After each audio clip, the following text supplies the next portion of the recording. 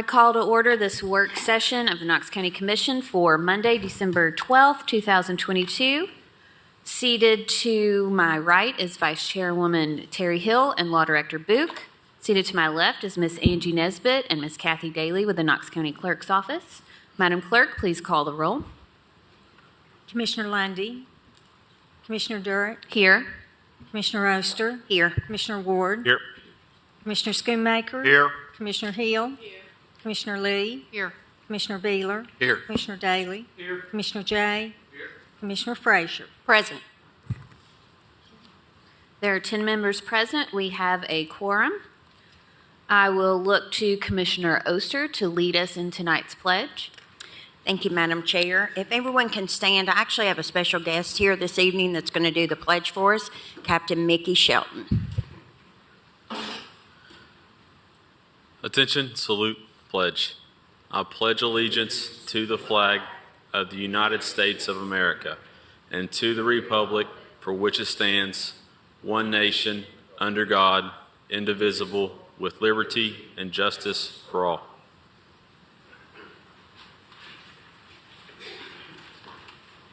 Thank you, sir. Commissioners,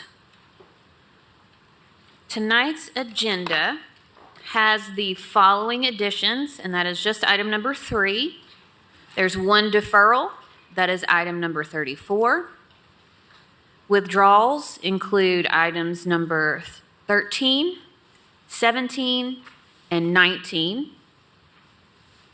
And non-consent are items 1 through 3, items 6 and 7, 25 through 27, 35, 36, 37, 38, and then 41 through 44. I'll repeat those. Items 1 through 3, 6, 7, 25 through 27, 35 through 38, and 41 through 44. Commissioner Schoonmaker? Thank you, Madam Chair. I would also like to request that items 45 through 50 that are in Commissioner Beeler and Commissioner Daly's district, that they just give us a quick overview when that time is appropriate. Thank you, sir. Are there any objections? Seeing none, is there a motion to set the agenda? Motion by Commissioner Hill with a second by Commissioner Schoonmaker. All those in favor, say aye. Any opposed? That motion carries. Madam Clerk, item number 1, please. This is Resolution 101. It's a resolution of the Commission honoring the Knox County Finance Department for earning the Triple Crown of Finance reporting from the Government Finance Officers Association. Resolution 101. Motion to move forward without recommendation. Motion to move forward with no recommendation by Commissioner Jay with a second by Commissioner Oster. Commissioner Hill. I'm sorry, read your mic. Any discussion? Seeing none, all those in favor say aye. Aye. Any opposed? That motion carries. Madam Clerk? Item number 2 is Resolution 102. It's a resolution honoring Bishop Billy McCool for 65 years of pastoring the First Episcopal Church of Knoxville. Resolution 102. Motion to move forward without recommendation. Second. Motion to move forward with no recommendation by Commissioner Lee with a second by Commissioner Oster. Any discussion? Seeing none, all those in favor say aye. Aye. Any opposed? That motion carries. Madam Clerk? Item number 3 is Resolution 103. It's a resolution honoring Randy Smith for being named the 10 Prima Risk Manager of the Year. Motion to move forward without recommendation. Second. Motion to move forward with no recommendation by Commissioner Ward with a second by Commissioner Schoonmaker. Any discussion? Seeing none, all those in favor say aye. Aye. Any opposed? That motion carries. public forum, agenda items only. We are at our public forum for agenda items. Under our rules, those who have signed up to speak, we actually had none that had signed up before our deadline. Mr. Britt is here. He did request to speak. Seeing that we don't have any others on our list, I did grant him that ability to do so. So Keith Britt, if you would please approach the podium, state your name and county of residence, and you have 5 minutes. Keith Britt, 506 Knowlton Drive. I would like to thank the chair, the vice chair, and the clerk for their graciousness in allowing me to speak this evening. The latest statistics show that 1,549 people in this county have been killed by COVID-19. One of those was my father. At the beginning of the pandemic and through most of the worst parts of it, I was the lead COVID-19 researcher at a major medical institution here. The modeling I did showed that it could have been 3 to 4 times worse. We literally could have had people lying outside the hospital dead because they couldn't get in. And those people, a lot of those people wouldn't be dying of COVID-19. They would have been dying of treatable illnesses and injuries that doctors could have helped them with, but the doctors would not be able to get to them because resources were being consumed by COVID-19. The only thing that saved us was the absolute courage and downright heroism of some people in this county government and some of our public health leaders. Had at the beginning of the pandemic, we had a vaccine, modeling shows that we would have suffered roughly 300 to 400 deaths at this point. And my statements here are not to go back and play a blame game about what it could have been done better or what was done wrong in the past. We are at this point we're at now, and what we need to concentrate on going forward is how to improve the situation. Where we're at now is that vaccination rates in children for influenza, measles, rubella, mumps, varicella, and freaking polio. All of those vaccination rates in this county are going down. And it's because of the rhetoric we've heard about the COVID-19 vaccine. I understand that the COVID-19 vaccine is a political issue, but it did not stay contained to the COVID-19 vaccine. That spread throughout the community, and now we've eroded the trust between our citizens, our parents, and our medical professionals, our doctors and our nurses. And so now kids aren't getting their basic immunizations because of politics. And I know nobody on this commission wants that. And so with what you're considering this evening, a resolution that has no practical value, a resolution that will not do anything except make a political statement, I would encourage you to just discard it. It is practically worthless. It is politically poisonous. And quite frankly, it could kill kids. I am a U.S. Army veteran that deployed to Afghanistan 3 times. And I can tell you that I was mandated to get way more vaccines than I even knew existed. I don't know if you've been vaccinated for smallpox lately, but that's not a walk in the park.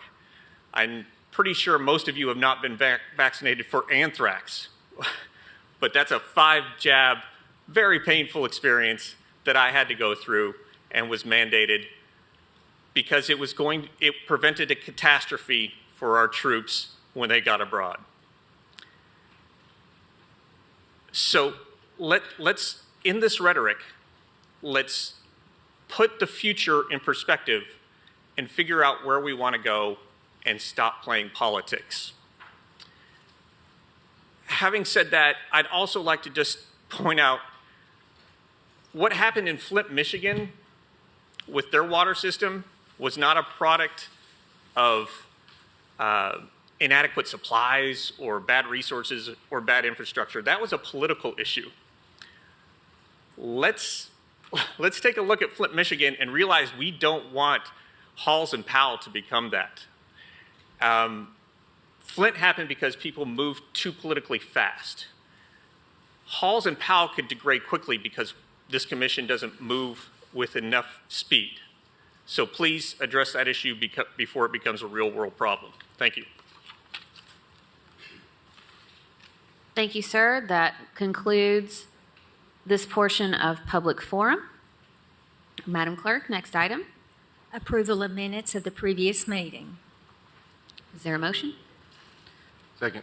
Motion by Commissioner Daly with a second by Commissioner Jay. Any discussion? Seeing none, all those in favor say aye. Aye. Any opposed? That item carries. Madam Clerk. Consideration of the acceptance of new county roads.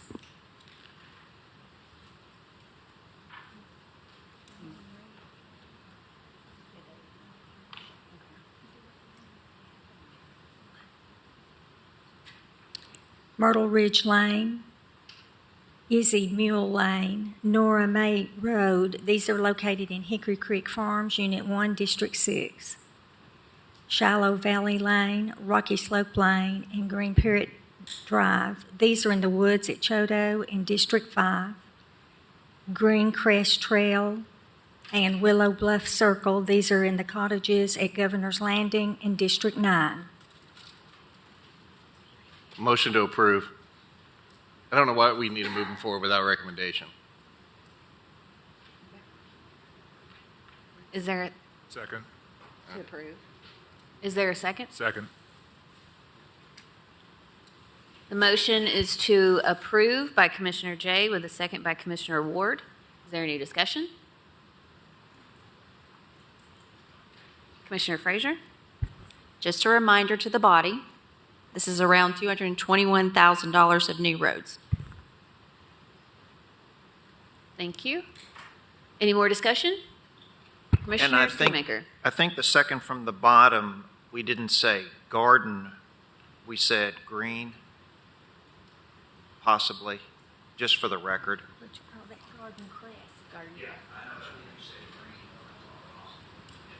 Okay. Thank you, sir. Commissioner Daly? Yeah, just for the record, it may be $221,000 for new roads, but these roads are built by the developer. All infrastructure are built by the developer. It does not cost the taxpayer one penny.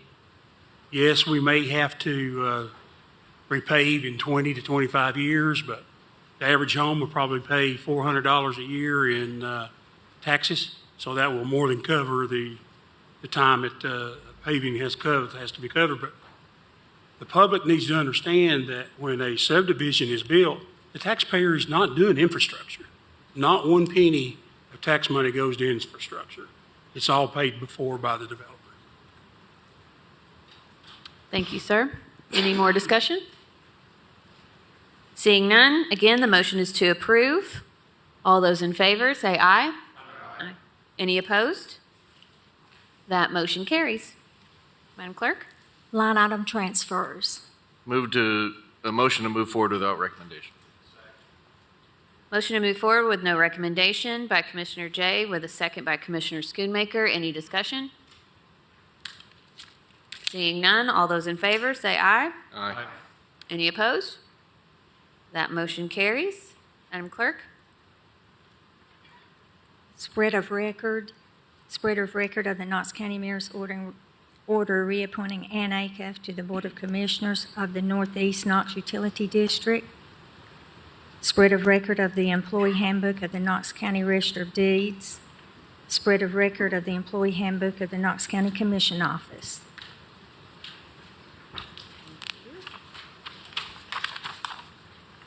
right, we're on page 5. On page 5, item number 25 is a resolution reappointing Commissioner Courtney Durrett to serve on the Arena Use Committee. Term expires December 31st, 2024. Motion to approve by Commissioner Schoonmaker, with a second by Commissioner Oster. Commissioner Schoonmaker and Oster and everyone else, thank you. I have been on this committee, and I believe we've met all of 5 minutes because of COVID, and so I would like to remain on it and actually experience an actual meeting in person, which hopefully will be in March. Right. So thank you. Any discussion? Seeing none, all those in favor say aye. Aye. Any opposed? That item carries. Item number 26, Resolution 111, is a resolution confirming the Knox County Mayor's appointment of Jeanette Bergen to the Knox County Emergency Communications District Board of Directors. Term expires January the 1st, 2027. Is there a motion? Motion to approve. I'll second. Motion to approve is by Commissioner Jay with a second by Commissioner Durrett. Any discussion? Seeing none, all those in favor say aye. Aye. Any opposed? That motion carries. Madam Clerk? Resolution 112 is a resolution approving the Knox County Mayor's recommendation of Daniel Kevin Desmond, Chuck Severance, Jim Brosnan, and Brian Wood for the reappointment of Josh Collins, Brandon Horvat, and Jim Wright Jr. for the appointment of the Three Ridges Golf Board. Term expires December 31st, 2026. Is there a motion? Motion to approve. Motion to approve by Commissioner Beeler with a second by Commissioner Oster. Is there any discussion? Commissioner Frazier? Just for the record, it is Byron Wood instead of Brian. Thank you, ma'am. Any more discussion? Seeing none, all those in favor say aye. Aye. Any opposed? That motion carries. Madam Clerk? On page 6, item number 35 is Resolution 605, is a resolution approving the 10th Amendment to contract number 12-500 with Rural Metro of Tennessee LP to provide medical ambulance services in Knox County, which amendment extends the contract to January 31st, 2024, and adds a response time exemption to begin June the 1st, 2022. Resolution 605. Commissioner Daly, you're recognized. Thank you, Madam Chair. Motion to send with no recommendation. Second. Motion to move forward with no recommendation by Commissioner Daly with a second by Commissioner Schoonmaker. Hold on. Discussion. Commissioner Daly. Thank you. Mr. Spencer and I guess Mr. Parton and Mr. Vanderbeek got some questions, and I'm fortunate enough to be on the Fire and Rescue Committee, which I understand a lot of things that are going on. But first, let me say this. This is not to blame anybody. We are in a COVID situation. It's not the hospital's fault. It's not AMR's fault. It's not the medical doctor's fault. It's just where we are. We have people going to the emergency rooms that is backing things up, and it's hurting our response times for the AMR group. It's hurting in our hospitals because we're overworked. We're losing nurses every day. I was at the doctor today, and my doctor had 5 nurses out. Can you imagine 5 nurses out in a doctor's office? What the backup was? It's not anybody's fault. It's just something that we've got to work through, and I think that we're working through it. Josh, I appreciate the Zoom call that you and I had the other day with Mr. Cohen. Just a little history that you gave to me. Pre-COVID pandemic, the drop-off time was around 30 minutes at a hospital, which is great. 30 minutes, either you can drop them off. In 2022, there was 36,000 hours that averaged almost 56 minutes to 5 hours a day per drop-off where in 2019, it was only 30 minutes. That's 36,000 extra hours that they're standing there waiting to drop off a patient. And Josh will tell you here in a minute, they're not required to wait. 30 minutes, I think. Josh can confirm that. These hours cost AMR over 17,000 unit hours And these 17,000 unit hours is approximately 1.2 million in payroll. Is that correct, Josh? Yes, sir, that's correct. May I call you Josh? Yes, sir. Thank you. Since 2020, in response to the pandemic, AMR's investments and expenditures in Knox County through our COVID-19 recovery has been over $5,100,000 that they have spent to try to alleviate some of the problems that we're having at the hospitals. And COVID is unique. We weren't here nobody's here for the Spanish flu, so we don't know how that went. But we know we don't want to go through another one of these.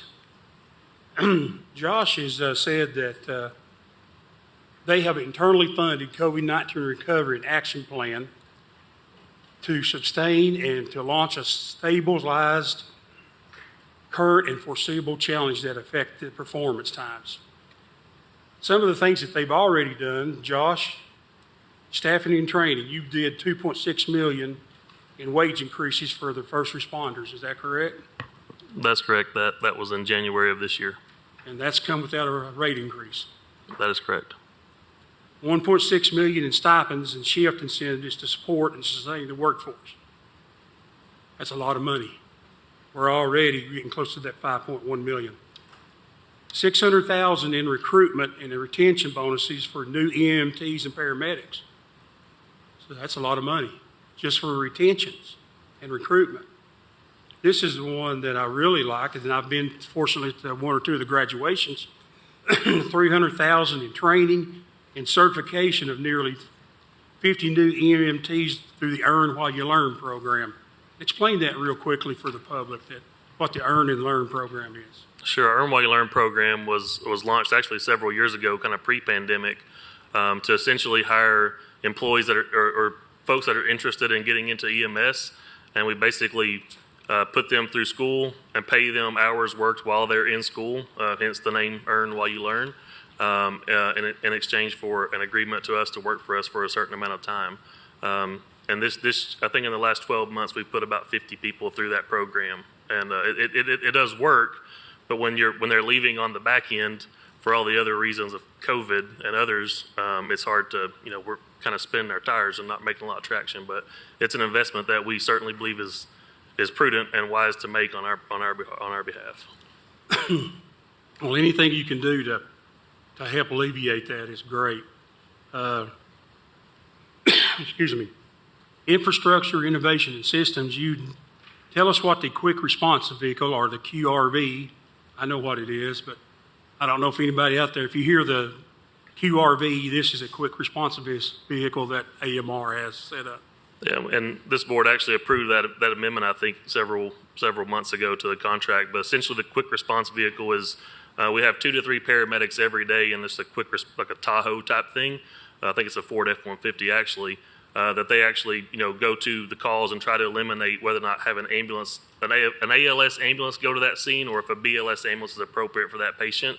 Every 911 caller still gets an ALS assessment, meaning a paramedic must be on scene. But that quick response vehicle is able to be kind of quite literally that, quickly responding in communities and areas where we can't get an ambulance to quick enough for whatever reason. Most importantly, or most likely, is they're delayed in transfer of care at an offloading facility. And that was a $150,000 investment by EMR. ET3 telemedicine, which I chose last week. I chose telemedicine instead of sitting in a hospital for 24 to 48 hours. Tell us about your ET3 telemedicine. Yeah, that and our nurse navigation program is really geared at getting the right care to the right patient at the right time, and not having those patients go to an emergency department or somewhere where that's going to clog up the emergency department. What's really neat about the program, especially with the nurse navigation, is we're working very hard to get contracts set with federally qualified healthcare clinics for patients who may or may not have Tennessee Medicaid or things of that nature. We can take them to that facility where they can be seen by a physician. Not only do they get seen for their low acuity illness, but we also make sure they work with them and get them set up for a program that will help them in the future. Those are only for low acuity calls, priority 3 type calls, where we actually offer them a nurse. At the end of the day, if the patient dialing 911 still requests an ambulance, they still will get an ambulance. but we do offer them another layer of care, which is a nurse and a teledoc visit. That program will even, we even contract with Lyft. That program can even take that patient, to their primary care doctor, stop by the pharmacy on their way home, pick up the medicine, and bring them back home. Again, it's the initial rationale behind that program is to not have patients dialing 911 for symptoms that can be addressed or handled via other routes. That's the premise behind nurse navigation, ET3, and telemedicine all. I believe this was a pilot program here in Knox. I'm sorry? Was this the pilot program started in Knox County? That's correct, yes. Now, nurse navigation we've done in several other communities. ET3, AMR was awarded, that's a CMS grant we were awarded to help kind of fund that. And AMR as a whole across the country were awarded 67, I think, of the 200 or so that were approved by Center for Medicare and Medicaid Services. Yeah, I know we all have got phone calls or emails. I have, and I know I got one from Commissioner Oster's constituent that concerned about a phone call from to the E911, and it was not a high-level emergency, so it was like 10, 11 hours or so. And my suggestion to people that call, and if you're listening, try telemedicine, try urgent care, and if you at all possible can get that person in the car, get that person in the car and take them. Take them to the urgent care or to the emergency room or whatever, because if someone's having a heart attack or somebody's in a car wreck or whatever, they're priority. If you fall, if there's a fall, call the fire department. They'll come out and help you get back up and everything. So we've got to start watching it. And I think the telemedicine is good. Discharge lounges at UT Medical Center in Fort Sanders. This was a great idea. And you guys are staffing this. So far, it's cost you $92,000. AMR, $92,000. The $92,000 is our surge units, not necessarily the discharge lounge. Just in payroll alone this year, which the surge units are, if we have an ambulance at the hospital or 5 ambulances at the hospital, according to if they're a low acuity type patient that we cannot put them in a bed or in a wheelchair or in the lobby if it's appropriate, we'll have one ambulance watch all 5 of the ambulance's patients there in the hospital. That way we can get 4 ambulances back in the system. That's a pretty common practice across our industry, and our medical directors have approved it, and we have that offload policy approved with the facilities. But we're staffing that. Those are our employees, AMR's employees, that are staffing those surge units, which is obviously incurring a payroll cost for us. But that's one more unit that's not out on the street running 911 calls when we have to do that. And explain to your staffed surge support. It's $45,000. Yeah, the discharge lounge, we basically, patients, a lot of times the ER backup is due to because there's nowhere for the patient to go once the rooms aren't available on the floor. So we encourage the facilities to take those patients they know they're going to leave sometime that day, place them in a discharge lounge. That way you clear up the bed upstairs. It can get the patient from the ER upstairs. And then we staff the discharge lounge that we're eventually we'll be taking those patients that need to go in ambulance home to their nursing home, assisted living, or wherever they may be going. So that does help free up the system a little bit because it keeps the throughput kind of moving a little faster. We do staff that, again, at our expense just to try to solve the problem of the ER overcrowding. Just a few numbers on your nurse navigation. Your initial setup was $158,000 for that. $50,000 additional investment in equipment and the infrastructure. So that's $208,000. And then since March of this year, you spent $12,000 a month staffing that. That's a lot of money. You and I also talked about transportation of the forensic, the cost of that, and you had a couple of suggestions. And Madam Chair, I would like to suggest that we have a workshop on this because there's some great ideas out there. I was just told one that Commissioner Frazier has that she can expound on here in just a minute, that there's areas out there I think that none of us are experts in medical. but we've got people out there that can give us suggestions. And if we have a good, I'm not talking an hour workshop, I'm talking about 3-4 hour workshop that we need to work on that. But Joshua, give me your idea, a couple of your ideas, and Commissioner Frazier, what her idea was on transporting bodies to the forensic center. Sure. One of the challenges, again, back to the dated contract in 2013 when this contract was signed, there was, as part of the agreement, the ambulance provider was in charge of transporting decedent transports, decedent patients at the request of the forensic center. That cost us a substantial amount of money, not only in equipment and supplies, but also in payroll, right, to do that. Initially, we were probably doing 2 or 3 a day. As I understand, I wasn't here in 2013, but I was told we were doing 2 or 3 of those decedent transports a day. There are days now we do as many as 15 in one day. I know in conversations I've had with staff, there is interest, I think, in the new RFP cycle of that kind of being removed or another way to kind of do that. In the meantime, I would certainly encourage us to take an opportunity to look and talk at what ways are there that we can, offload that to a different department. I know we've got several ideas. I'm certainly not going to steal anyone's thunder, but I think that's a conversation that could and should be had to keep our ambulances available for actual, patients that need them immediately. And each transport has to have a body bag. It'll be only used one time. That is correct. Which is what, 3? They're $100 plus usually. Is that 100? You can just expound on this a little bit as much as you want to. Then we'll go to Kevin and Mr. Vanderbeek. Being Knox County, we have 5 hospitals, and we have a lot of patients that come from surrounding counties. And I would too. If I lived in Monroe County or Interest or Scott or even Kentucky, I would be on my way to UT or Fort Sanders. Give us the process that when an ambulance from out of county comes into the hospital, give us a process. Is there a standard there that the hospital uses that? I'm not real sure on the hospital exact protocol on that, and I think that's a question that will be best maybe answered by them. However, we have seen and do often see, especially if we're surging, as I mentioned earlier, we can only surge our patients. So the patients that we're taking control of or taking care of while they're at the hospital, those are only the patients that AMR actually brings to the facility. If another ambulance provider in another county brings a patient, we cannot surge those because that's their responsibility. Oftentimes we see, and again, depending on the type of situation, it's not uncommon for us to see those outlying or surrounding counties kind of essentially skip ahead of us in line, mainly because we're over here watching, we're helping kind of solve the problem by surging. I think some of that is I think the rationale behind some of that is because they may only have 1 or 2 ambulances in their county.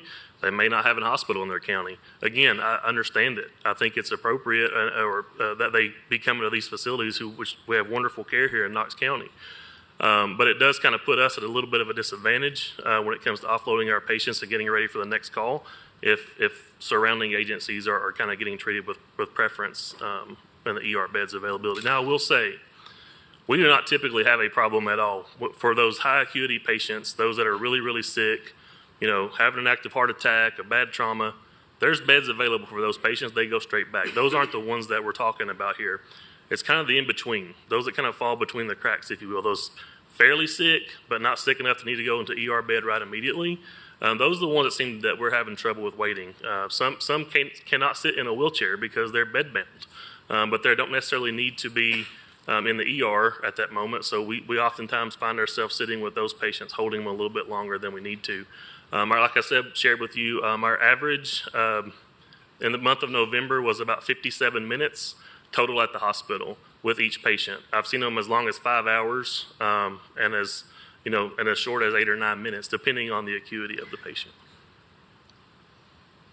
Josh, anything else you want to say? No, sir. Thank you. Mr. Parton, you want to follow up on that, or is it any of that, those questions, especially the one about surrounding counties? And I'm not, like I say, if I lived in a surrounding county, I would be coming to the best hospital I could come to. Sure. Kevin Parton, Knox County Health Department. I also can't speak from hospitals. The conversations I do have with them, they go through a triage just like we would. You go into the ER, they determine your sickness level, and then that's how they determine who goes when. But outside of that, I can't speak to the hospital. Mr. Van de Beek, you can approach too there. I know you guys had, you gentlemen, had a meeting this morning or over the weekend about the level zeros and looking at forgiving some of the penalties or whatever. Could you give us an update on that and where we stand? And that, the reason I made the motion to send with no recommendation, whether through this discussion, I'd like to have your opinion on, do we need to send it back to have the resolution clarified, or do we just go ahead and try to make a motion tonight? I'd rather have it clarified to make sure that we're all on the same page. Thank you, Commissioner. I guess I'd leave that to the discretion of the Law Director's Office. Amendment 10 that is before you waives penalties under, I'm going to do this from memory, but I believe it's the time response penalties under Section 704 of the contract. What's been discussed is additionally extending the waiver to the level 0 penalties covered under Section 705.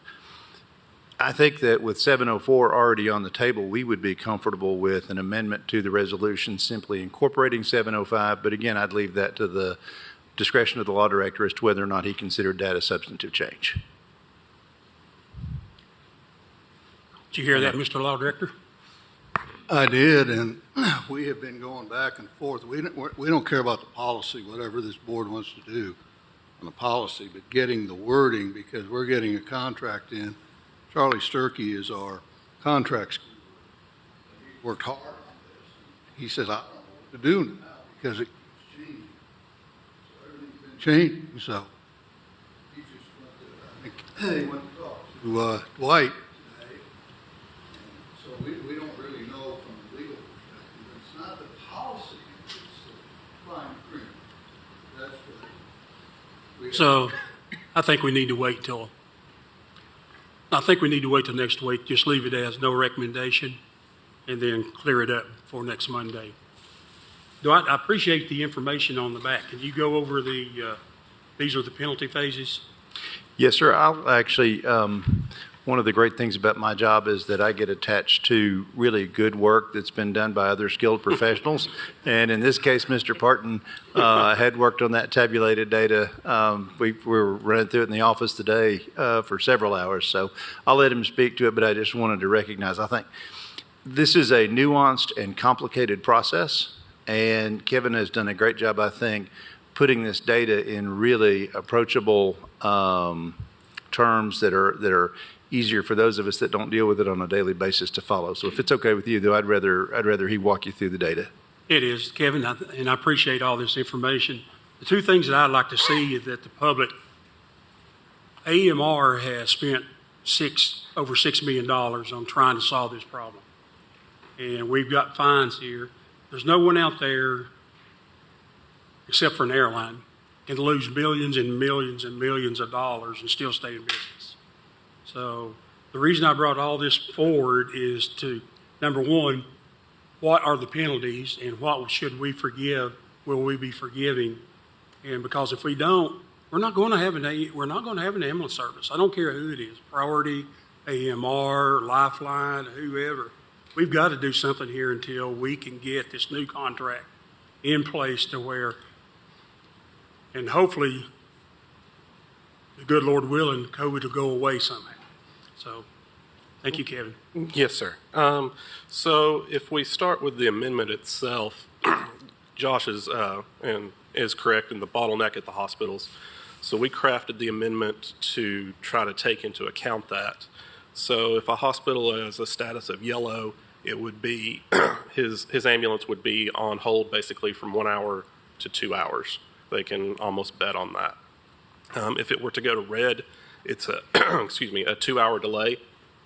So what we did was attempt to craft it to where when we see that, we know there is zero chance that his ambulance has quick turnaround.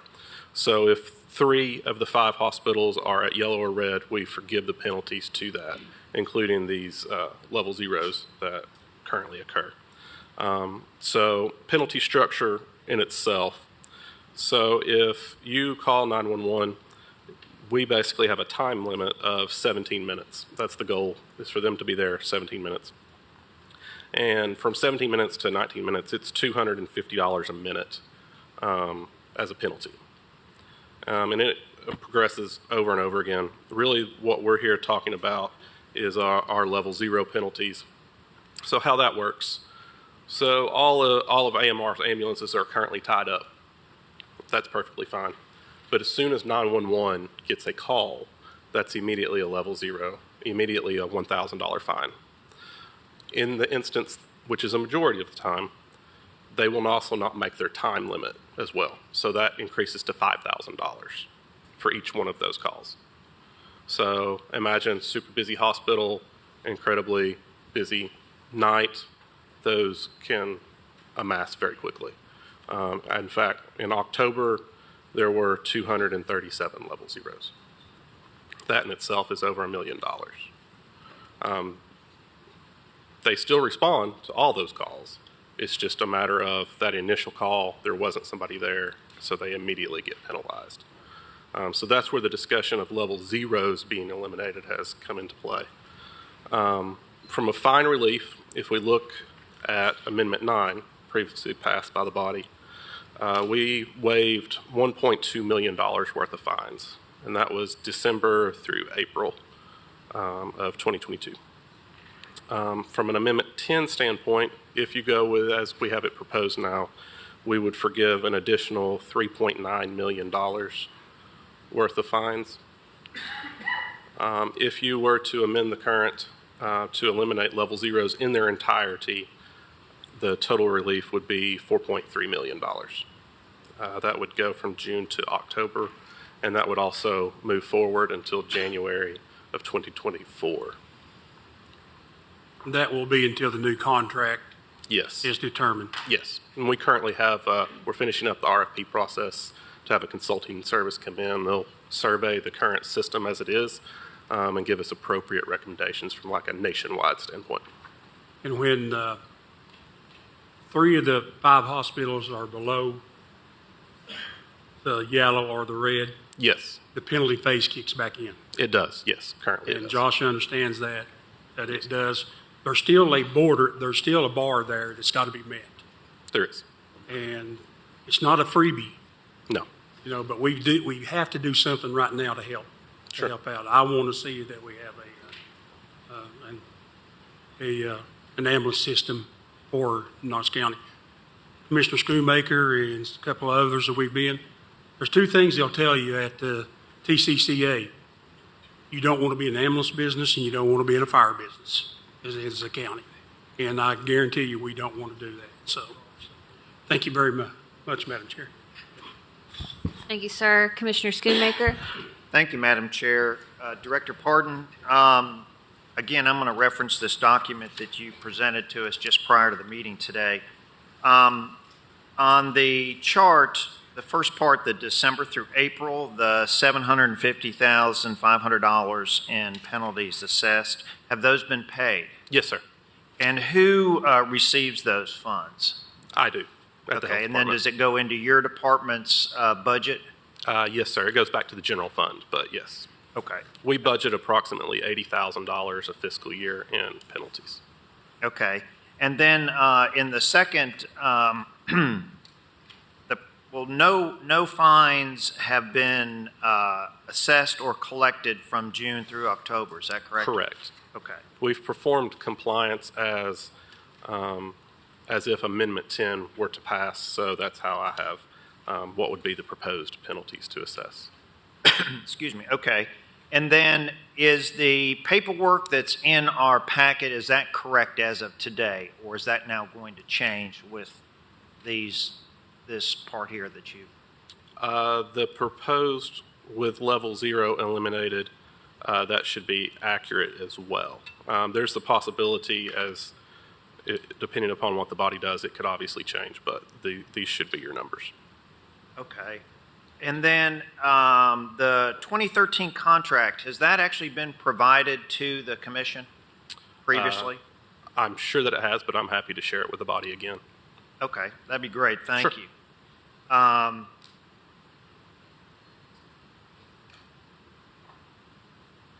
This is for AMR.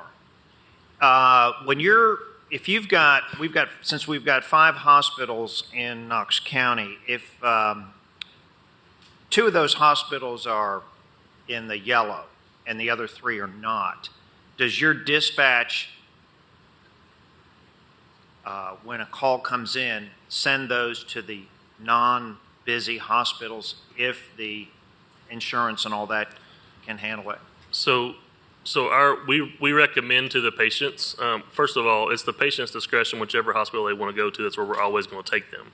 We do inform them at times if there's going to be extended wait because of the status of the hospital being red or yellow, and try to essentially see if there's another opportunity that may meet their needs.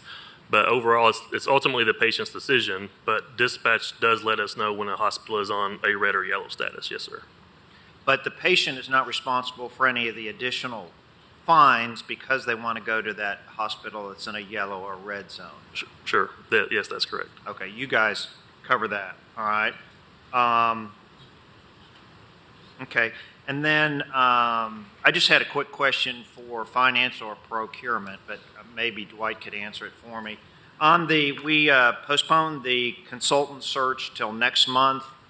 Can we just not find anybody that would fit that bill?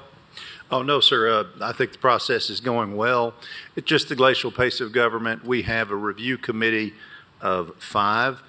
One of the things we've done that we think is going to bring particular value is Mr. Parton has recruited a representative of the area hospitals. We think it's really important that they be at the table, and there is a representative of the Knoxville Fire Department as well. So between coordinating those external schedules and coordinating internal schedules and getting proposals back, it's just a matter of hours in the day. So no, we'll be before the body with the recommendation for the consultant in January. Okay, thank you. And Commissioner Daly, you were quoting some data and numbers. Is that information that can be sent to all of us? Yes, I'll send it to Drew, and then Drew will report it on. Thank you. Thank you, Madam Chair. Thank you. Commissioner Ward, you're recognized. Thank you, Chair. The only question I really have with this stuff is you said you had 237 calls that you guys were basically late to. Is that accurate? Last month? Level 0 occurred 237 times last month. Yes. Okay. So, and I don't know ambulance speak, so help me out here so I can better understand. When there's a heart attack or a stroke, is that considered level 0 as well, or is that?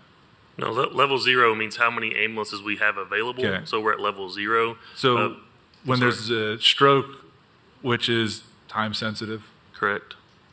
Is there a priority list where that gets bumped up? Oh yeah, yes, absolutely. Those are priority 1 responses. So that's the highest acuity call: a stroke, heart attack, major trauma. Those are all priority 1 responses. So if we're at level 0 and then there's a priority 1 that comes in, a stroke, are we just waiting until we get a free ambulance to go out there, which might be an hour or 2 hours even, and that person's already stroked out and done at that point? No. First of all, no. If once a priority 1 call comes in, our crews try to kind of figure out any way or place to put the patient that they may be held up on. We send a first responder. The QRV program will go to that call and start administering care. We still respond to the call. When we're at level 0, and I don't want to quote this data, but I think our delayed of our priority 1 times are probably 5 or 6 minutes longer than if we have trucks available and are not at level 0. We're still going. Instead of taking 10 minutes, it may take 15. Okay. My personal opinion is I get that we're under crazy circumstances, in this post-COVID world. I'm okay with seeing some of these fines waived or restructuring them. The only place I would like to see them be kept are on those priority 1 type calls. I still think you guys should be held to a level of standard that if it's a critical injury, like if it's a stroke, that's the easiest example I can think of off the top of my head, that you guys should still be held to a standard to get there in an accurate amount of time. I don't know if we're talking about not having that or having that in there, but that is something that I think is important because those are such time-sensitive issues. Commissioner Ward, if I might, that certainly is the prerogative of this commission as the resolution comes through. Let me do say, though, that remember that the ambulance provides two functions. It provides patient care and it provides transport for all of those calls. City, county, those within Karn service area, those within rural metro service area, and 70% of them are in the city of Knoxville. A fire engine is always dispatched. Typically, it's going to be the first responder on the scene. The fire engine will almost always get there before the ambulance. Most of those will have a paramedic on board. Occasionally, it'll be tough to staff a paramedic, and they'll just have an advanced EMT or somebody with EMT certification. But in most cases, the fire engine will have a paramedic on board. So I don't want the commission to think that the patient is just laying there without some standard of patient care. Obviously, a fire engine isn't going to take you to the hospital, but at least somebody there with skills and training and equipment is available and is on scene to provide care while the ambulance is en route. Isn't that kind of at the root of the problem? The ambulance is the one that takes them to the hospital. So if they're the one late, the guy, the paramedic's going to do all they can in the field, right? They'll give them the injections and everything else. But the whole goal for a stroke patient is you're on a clock as soon as the stroke happens. And that clock ticks down until your time runs out and there's permanent damage. So the whole point of this contract is for this kind of circumstance where the penalty is put in place for when there's a stroke victim, that they get there in an accurate amount of time, to get them to the hospital in an accurate amount of time so they can beat that window. If we're not holding them to that standard, it's not okay in my head. I get that there might be a fire truck that shows up to help out, to hold them over and hold their hand, but you got to get them to a hospital as quickly as humanly possible.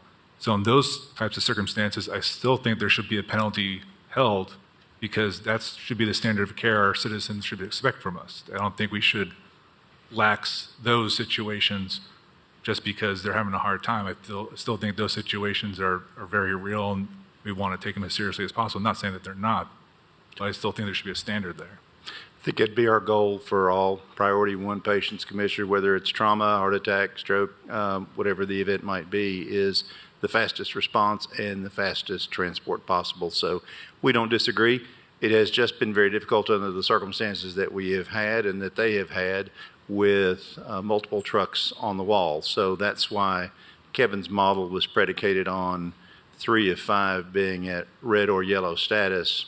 If it's less than that, then we expect AMR to have trucks available, and we expect those trucks on the scene within the time parameters of the contract. I appreciate that. I just don't think the stroke victim or their family cares if they're at red or yellow. I think our citizens don't care either. I think they want us to hold your company to a standard. If you're going to do business with us, when it's these kind of situations, we should be held to a standard. I get if it's a lower priority call, broken arm, stuff like that. You're a little late. But when it's a stroke and things of this similar nature, I think we should still have a penalty involved if they're not there on time. That's my personal opinion. Maybe not everybody shares that with me. That's all I have. Thank you. Thank you. Commissioner Hill. Thank you, and I appreciate you coming and taking the time to meet with us and try to explain some of this. And I also get the fact that everybody's having hard times right now. I mean, you can name any business or industry pretty much, and they're struggling with employees. I didn't have the advantage, I don't think, of getting the copy. We can't hear you.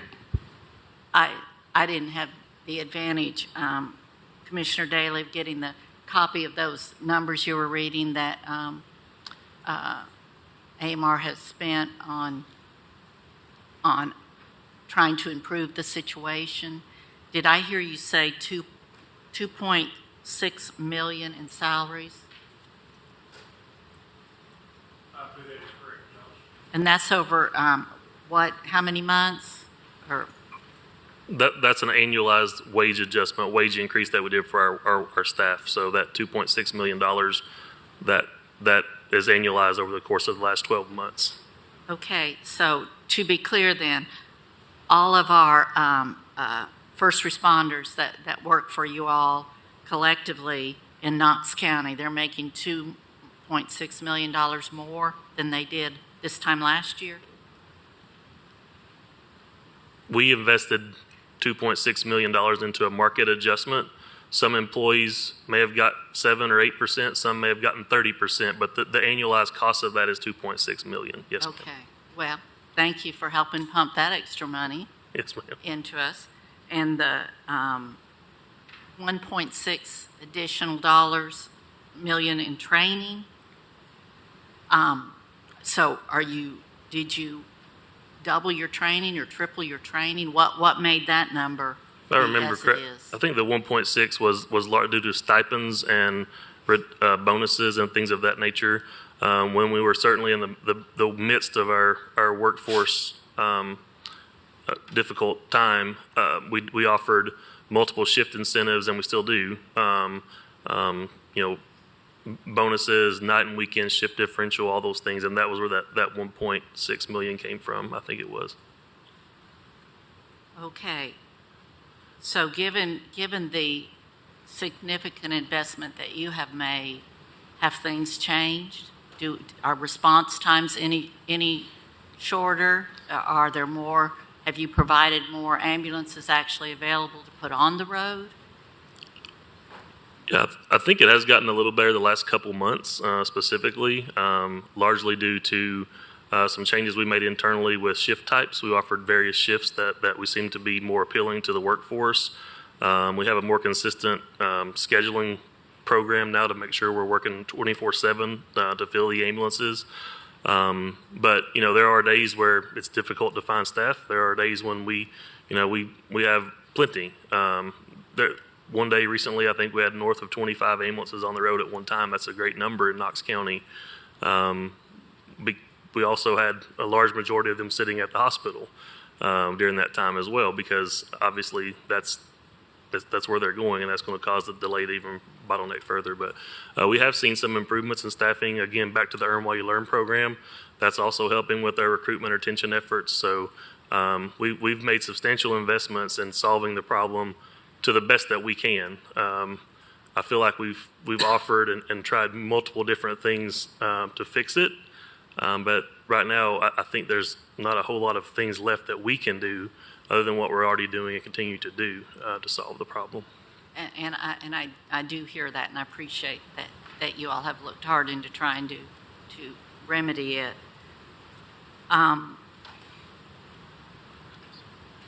So if I were to ask any of your, if I were to see a wage printout of what your folks here in Knox County were making and put it up against other first responders in Knox County, it would be equal to or better than.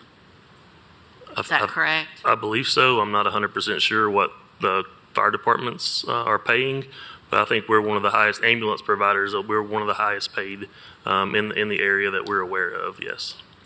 All right. Do I understand that you're only required, I think I heard Mr. Cohn say 30 minutes, that you are required to stay with a patient once it reaches the hospital? Is that a law, or where'd that come from? 30 minutes is kind of industry standard on the amount of time it typically would take to take a patient to an emergency department, put them in a bed, give a report to the nurse, make sure all the patient's belongings are taken care of, clean up the ambulance, and get ready for the next call. 30 minutes is kind of the industry standard, but here lately it's been nearly double that on an average.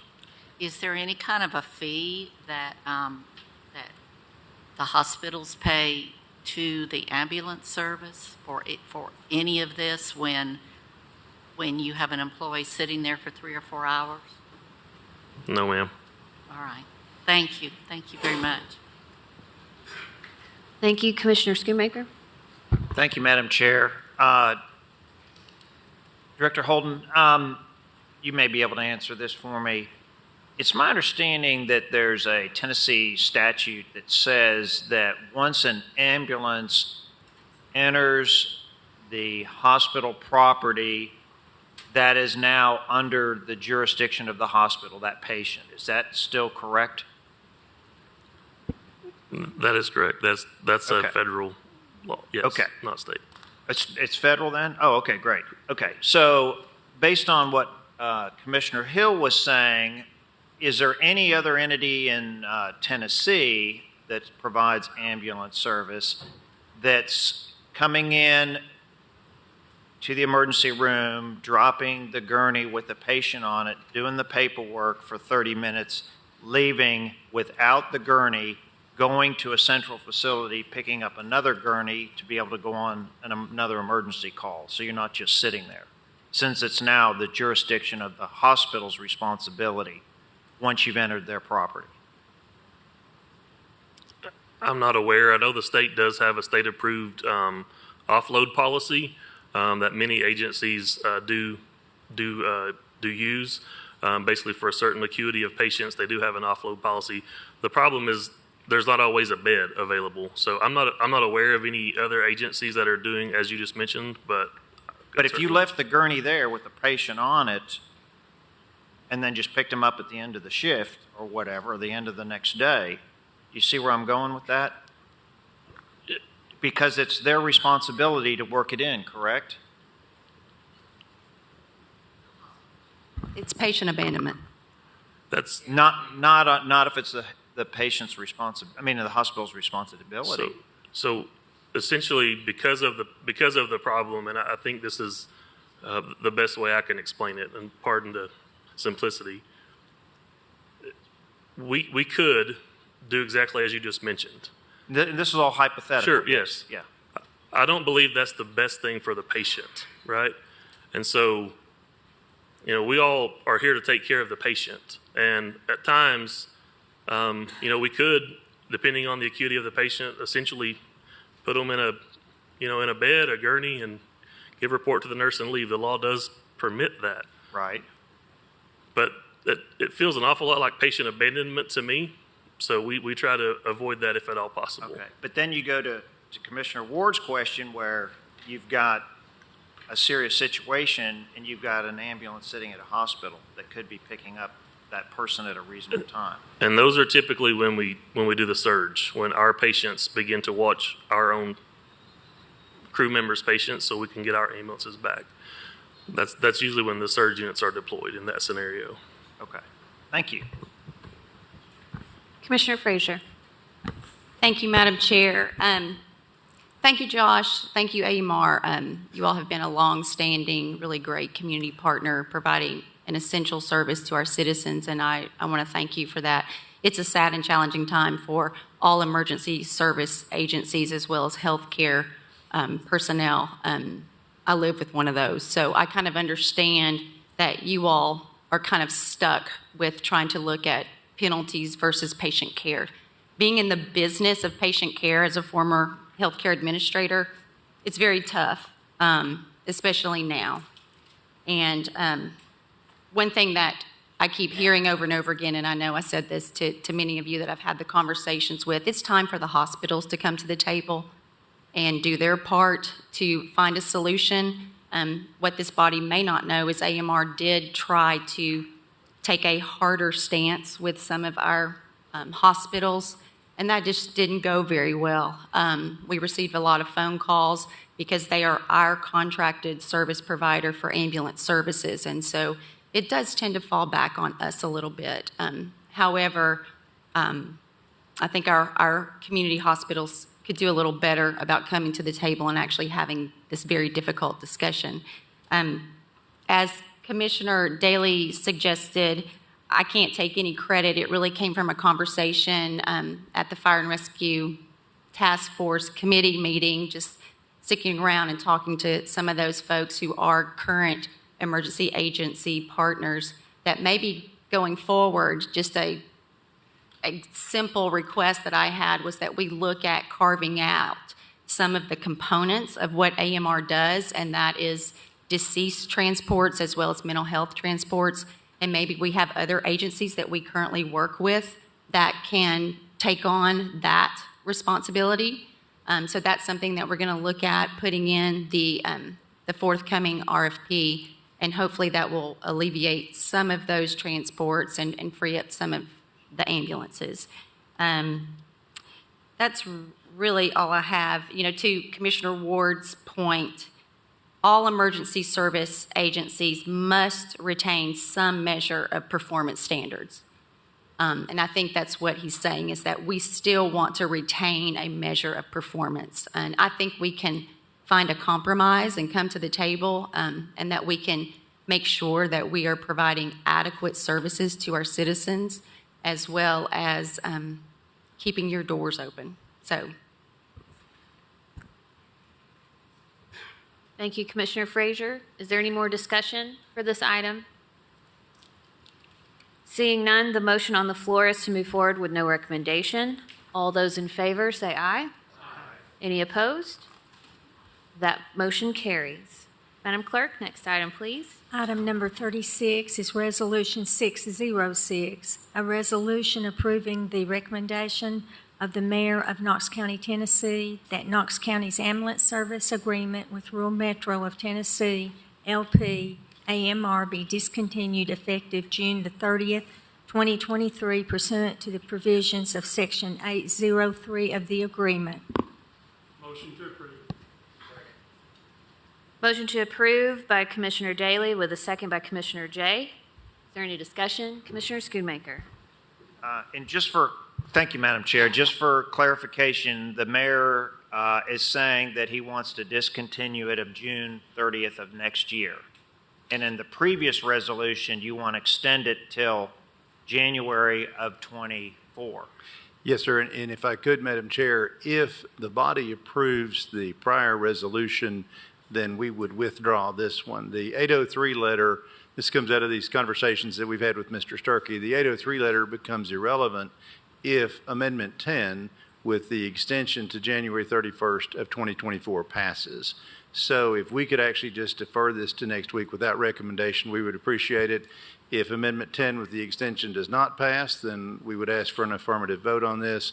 If some version of Amendment 10 does pass, then we would withdraw this item. I'll change my motion to stand with no recommendation. Second's good. Okay, the motion on the floor is to move forward with no recommendation. Commissioner Schoonmaker, are you? Is there any more discussion? Seeing none, all those in favor say aye. Any opposed? That motion carries. Madam Clerk, next item, please. On page 7, item number 37 is a resolution consenting to an assessment and assumption of lease for Concord Marina of Knoxville LLC to go outdoors, Concord LLC.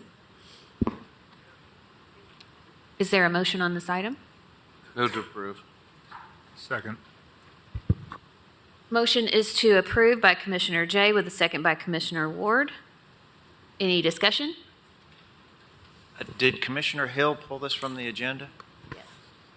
I did, and I did get clarification from Dwight this morning that this is a contractual issue that has to happen. Thank you. Any more discussion? Seeing none, all those in favor say aye. Aye. Any opposed? That motion carries. Madam Clerk? Item number 38 is Resolution 901, is a resolution approving an appropriation in the amount of $39,500 from the general fund to the Industrial Development Board of the County of Knox in support of workforce training efforts in Knox County. Is there a motion on this item? Motion to move forward. second. Motion to move forward with no recommendation by Commissioner Oster with a second by Commissioner Frazier. Any discussion? Commissioner Hill? Thank you. The reason I'd asked to have this pulled is there anyone from the chamber here?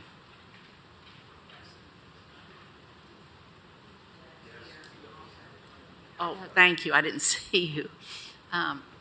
With your permission, Madam Chair, may I have him come forward? I know that my concern is that we don't begin to set a precedence here. I know that not too long ago, this body approved additional government funds to help with some additional training on companies that were coming in or were already established at the recommendation of the chamber. I know this is a very small amount of money. When this type of thing happens, since the recommendation is coming from you, is it the chamber that it proposes this to start with? Yes, and just for the record, my name is Doug Lawyer, Vice President, Economic Development with the Knox Chamber. So yeah, as part of our economic development efforts, we like to say first and foremost, we start with existing industries and expansions. And so we've got a lot of efforts to work with our existing businesses. And so this was a recommendation coming from the chamber to get these workforce training funds to support this particular expansion. Yes, ma'am.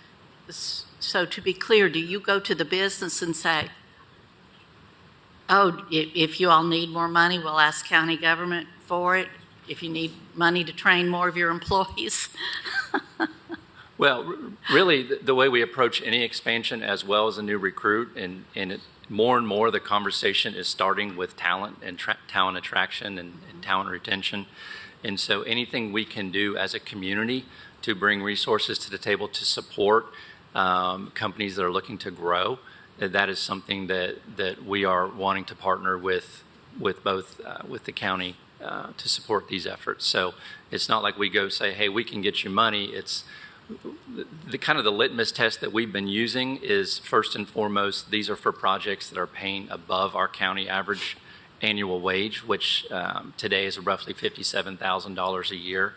And so this particular expansion that we're talking about is paying well above that, just over $74,000 per job for advanced manufacturing positions. So that's kind of our first thing is what is the pay scale. So this is not for every project. This is for those kind of specific high impact projects that are looking at expanding or locating in our community.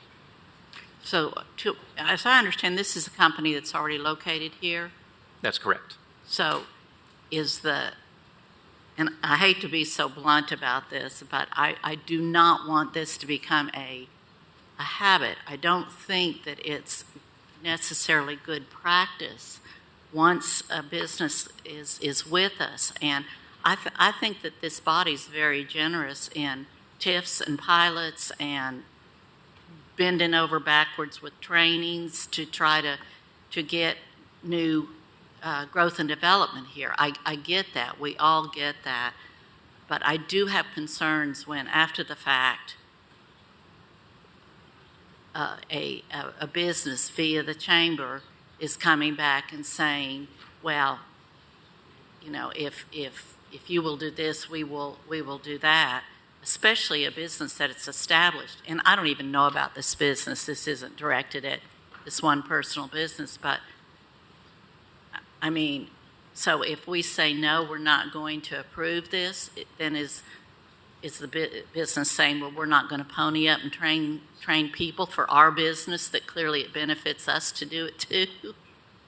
Do you understand what I'm saying? Yeah, I understand. I mean, we cannot be a bottomless pit of providing more money for more training for established businesses. Yeah, and I go back to the this is not for every deal. This is not for every project. This is for those that are paying well above our county average wages and that are in a competitive situation. This is an expansion that really could have gone to other communities, and we actually have a representative from the company here.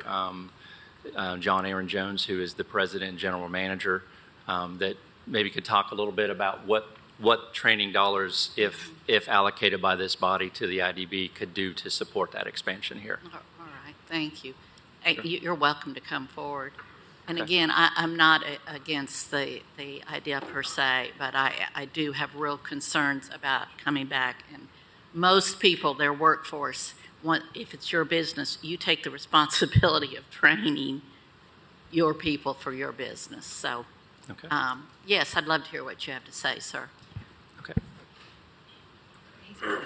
Sir, please state your name for the record and your business. John Aaron Jones. Thank you. Would you care to, and this isn't personal, I hope. No, I completely understand. Yeah. Well, No. Tell me what that $40,000 would be used for. So for us, it allows us to go and hire more entry-level type employees and bring them into the company. We have our own side of the training that we have to do inside. There's not a Okay, I'm public having a little bit entity. of hard time hearing you. So the 40,000 would help us bring in more entry-level type employees. So these are kids out of high school, out of tech schools, who maybe don't have all the training and direction they need. For us, we do a good bit of training inside. Our process is so unique that we don't really have an outside partner yet that we can go to for training, like a TCAT or a Pellissippi or a Roane State. But there are some competencies that we do, so that we can partner with. So like CNC machining, industrial maintenance, things like that. So it gives us a leg up to be able to go and bring those folks in at zero experience in some cases, train them up with the local schools and resources, and be able to take them from an entry-level position making $20 an hour up to $30 an hour within a year or two. So if you look at the number of folks that it allows us to bring in quickly, you look at 2022, we started the year with 15 people. We're at 45 today. Within 2 or 3 years, we'll be at 100 at this new site. And that was the big incentive, is there's a workforce here that is capable of doing the work, but sometimes requires a little bit of extra training to get to the level that we need it. And that's not a level that the business feels like they can assume as part of their business expenses? I mean, just So the we do. cost of doing business? Sure, and we have a good bit of that, but what we like to do is partner with the community as well. So being able to work with the chamber, this is a wonderful incentive that helps us kind of point back to, hey, this is why we stayed in Knox County. So before this expansion, took place, like I said, 15, 20 people, already went to 45 in Knox County. We're bringing about 33%, give or take, about a third of those into Knox County from outside of the state, outside of the city or county. But there was also other options for this site. It was either going to go to Denver, Colorado, or Cincinnati, Ohio. So our push to keep it here was based on this, resources, the folks that are here, TCAT, Pellissippi, and all the other wonderful resources we have here. So you used us because we already have so many things in place that are ready to go. Sure. All right, thank you. And again, it isn't about the amount of money is not much at all, but it is just about the chamber's offer to do this when it's our dime. I mean, we give the chamber a lot of money every year, a lot of money, and I just I wish things like that might be a little bit more in the future looked at with great care. Sure. Thank you. Thank you, Commissioner Hill. Commissioner Oster? If you don't mind, I think I'll yield right now to Commissioner Lee and Commissioner Schoonmaker, and then I'll finish up with that because I actually visited the business, so I wanted to be able to share some other things. Okay. Commissioner Lee? Thank you, Madam Chair. I kind of am on the same sentiment as Commissioner Lee. I think we're kind of the gatekeepers of the tax dollars of the taxpayers of Knox County. And I understand there's going to provide some jobs, and that's all fair and good. My concern is your payroll is going to be substantial. The $40,000, I don't see how that, what do you need the $40,000 for? And what is the criteria of the people that are able to come and get the training at your facility?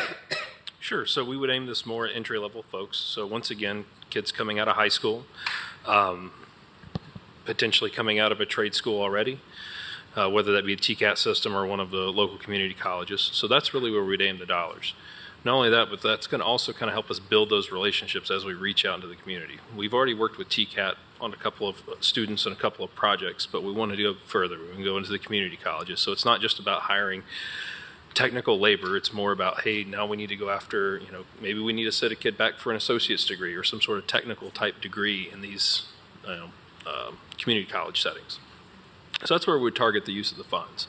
And yes, it's a small amount, but we're a growing business. We're making heavy investments in the area. Every dollar counts in our budget. So this would be a huge boost to our training budget this year or going into next year. And how did you come up with the $40,000 figure? Do it. I didn't hear you. How did you come up with $40,000 figure that you're asking for? That wasn't actually the company, that was just a recommendation from the chamber. We've been using $500 per job as a number that we think makes good sense to support training. So in that case, $500 per job. This project's talking, I think, 74 net new jobs over time, so that gets you to the $39,500. So the chamber came up with that figure? Yes, ma'am. Oh, thank you. Thank you. Commissioner Schoonmaker? Thank you, Madam Chair. I may have missed, what is the name of the company that you work for, sir? Beehive Industries. Okay. And is Beehive Industries, is your physical location within the city of Knoxville? County of Knoxville. It is in the county? Yes. Okay, great. Thank you. Thank you, sir. Would you like me to yield to Commissioner Frazier? Yes. Commissioner Frazier. Thank you, Madam Chair. Thank you, Commissioner Oster. Just really quickly, I wanted to say that I forwarded to Drew a great email from Mr. Lawyer that it has some great explanation in there. Also wanted to just make a statement. The Chamber is now our Economic Development Corps, correct? I'm sorry, the question again, ma'am? The Chamber is now our Economic Development Corps, correct? Yes. Yes. Okay. So you're in the business of recruiting businesses to stay in Knox County, grow in Knox County, come to Knox County. Absolutely. If it Yes. has to do with business attraction, business retention, and expansion, that is in our wheelhouse. Right. So some great projects that, or not projects, but relationships that this body has agreed to in the past with CGI at $150,000, HZI $35,000, Sparks at $40,000, and then currently Beehive at $39,500. That's correct. Have they all met your expectations or exceeded them? So we, CGI and HCI, absolutely, I mean, these are recent projects. So typically when we look at a project that announced, it's usually a 3 to 5 year window for that ramp up to occur. So we're still a little early on some of those, but so far everything is trending along as we would have hoped. Thank you. Thank you. Thank you. Commissioner Oster? Thank you, Madam Chair. Thank you guys for being here tonight. I would invite every one of my commissioners to go to Beehive Industries. It actually sits in my district, so smack dab in the middle of the county. And I went for a wonderful presentation. I have to be honest with you, didn't understand everything they were doing. It was very technical, but they're the only company right now doing the stuff that they do for mainly DOE, military, that kind of stuff, if I'm correct on that. What is really exciting is they're getting ready to open 62,000 square foot building. Is that right? Right off of Dutchtown Road, right in the middle of my district, which means that we're going to have more houses to be sold in my district. And we were just talking about that, how we need more housing and people to be able to afford them. And we've got a great income base coming in here from Beehive Industry. I'm really impressed. I understand the 40,000. I understand the questions from Commissioner Lee and Commissioner Hill, but I think that really is a small amount compared to what we're going to be bringing in, and I think Chris can probably attest to that also, because him and I discussed it. But you know, we're going to be selling houses to people moving in. That's going to be at Beehive. They're also something they're doing that I love, and everybody's heard me say, they are spending time trying to get our high school kids who may not want to go to college really interested in the business that they're doing and being able to start them out at a really good rate, which I think is huge. Get them into also a community college, and then they're focusing on UT. So they're not just focusing on bringing people from out of state. They're focusing on our own people and our own kids. That's huge. So I think $40,000 is kind of a great investment for what I feel like that this business is doing. And is there anything you want to speak to on that, Chris? Mr. Caldwell? Thank you so much. Chris Caldwell, 400 Main Street. Yeah, just a couple things, just to clarify something for Commissioner Hill. this isn't the chamber bringing it and wanting to spend our money. They actually communicate frequently with the mayor and have meetings about potential prospects for retention or attraction. And so when these conversations happen, we have a conversation about how we can help with economic development. And I think on a broader scale, whether we like it or not, this is where we are as a country with economic development. If you want to attract and retain good paying jobs and jobs that you want in your community, you're going to have to extend some things for that, whether it's workforce training grants, whether it's TIFs or pilots. You'll see this across the country, and what businesses do is what they do, right? And so you heard Mr. Lawyer say that our average pay is about $57,000 a year here in Knox County. That's not where it needs to be, right? It needs to be higher. So how do you get that pay higher? You do things like this to help attract and retain jobs that are making $74,000 a year. And so these are things that the chamber is doing. I'm fortunate enough to be on the chamber board, so we get to see some of these things. And we're going to look at communities similar to us who have really done a better job with economic development than we have in the past. And so what we've got to do is work together to do this and move forward and make our community better by attracting and retaining these type of jobs. Thank you. Yeah, like I say, I think everybody should take a visit over there. I'm sure Doug would set that up for you and be happy to do that. Mr. Jones, I appreciate you being here, answering questions for us. I appreciate you, Doug, for inviting me out there. It was exciting, and I'm looking forward to the ribbon cutting and getting this started out there on Dutchtown. So thank you, guys. Is there any more discussion for this item? Seeing none, the motion on the floor is to move forward with no recommendation. All those in favor say aye. Aye. Any opposed? That motion carries. Madam Clerk, next item, please. This is item number 41, Resolution 904, a resolution supporting the position of the Governor of Tennessee to protect the medical freedom of those serving in the Tennessee Army and Air National Guard and Tennessee State Guard, and urging the U.S. Congress to take appropriate action to remove and prohibit the Biden administration's COVID-19 vaccine mandate on members of the U.S. Armed Forces. Motion to move forward. Second. Motion to move forward with no recommendation by Commissioner Oster, with a second by Commissioner Lee. Any discussion? Commissioner Oster. I actually have someone here that is going to speak to us. It's Captain Shelton. He's the one that also did our Pledge of Allegiance. So you can go ahead and start if you'll state your name and then share with the commission what you came here for. My name is Mickey Shelton. I'm a captain in the 230th Sustainment Brigade out of Chattanooga. So I just want to thank everybody for having me here and having the opportunity to speak. I do have to say these are my own opinions and not of the DoD, U.S. Army, or Tennessee Army National Guard.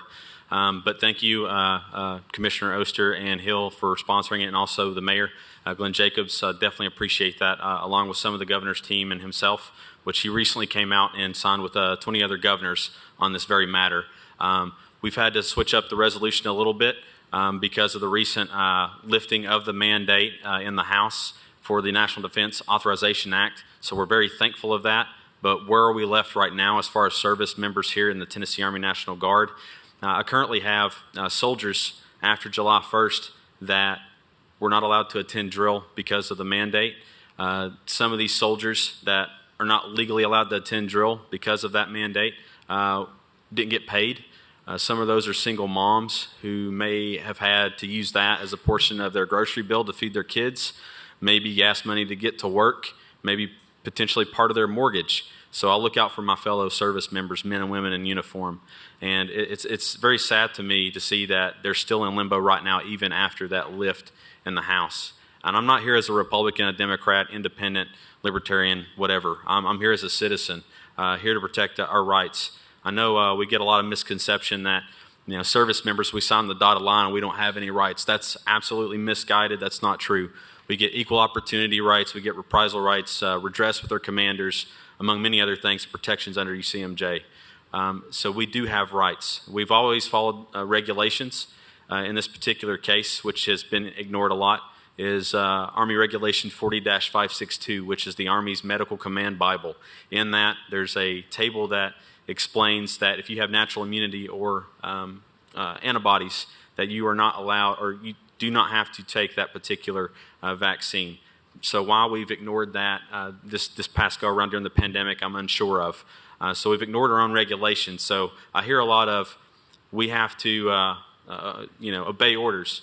But if so people don't want to reward, they say, the service members that they think disobeyed this COVID mandate, but they didn't disobey it. They were just following regulations. But the Army and the Tennessee Army National Guard, which had their hands tied with the Biden administration, were not allowed to have immunity or be exempt. Majority of the medical exemptions and religious exemptions were denied or still in limbo, less than 1%. Senior Army Medical Command officers who were not able to speak out because they're afraid to lose their license are also in agreement with that. So this is all across the board. I could not tell you how many soldiers from other states, especially here in our own state, here in Knoxville, in Clarksville, in Memphis, all over, Johnson City, from Seattle all the way to New York, has called me, and they've either had heart attacks after taking it, they've coughed up blood twice. I've had my own master sergeant have a blood clot in his leg. I've had soldiers who had to wear a heart monitor after the first dose, and they were told, if you didn't get the second one, we're going to boot you from the service. We've been everyone's shield in times of need, and I think it's definitely important that we lift these things because we have retention issues. People are leaving right and left. Also, we have recruitment issues, which the Army hasn't even met up to a little over half of that, which is very alarming, which I think affects a little over 1,000 here in our own state. And if you look at that, it's a state and national security issue. With Iran, China, North Korea, Russia, they're at our doorstep, and they keep poking us. So why are we decreasing our military over this? So sometimes on the battlefield, you get two choices, and you have to mitigate those risks, and they could be two bad choices. Can we still achieve the objective, but at the same time, which direction can we lose the least amount of men? And so I think it's the same thing here. So I know a lot of, there's been some cases where soldiers have died because of COVID here in the Tennessee Army National Guard, and that breaks my heart. But also at the same time, we do have to be logical in the way we think and do a cost-to-benefit analysis. How many soldiers have been permanently injured from this or has also died as a result of the COVID-19 vaccination? So I'm all for medical freedom, just for us to be able to have the freedom as Americans to choose whether we put something in our body or not.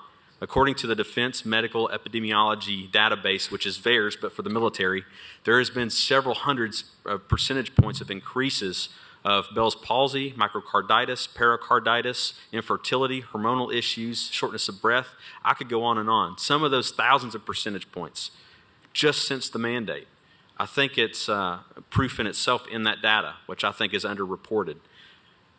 So with this resolution and those line items in there, it's to work along with the governor and our county officials, which majority of the House and the Senate has been on board, which I've talked to, and the Senate and House leaders, to encourage the attorneys general to file a lawsuit against the DOD and the Biden administration on this issue. And all we want is, in encouraging that, is just to have it go to court, just to see the data, see the facts, and have a debate about it. That's it.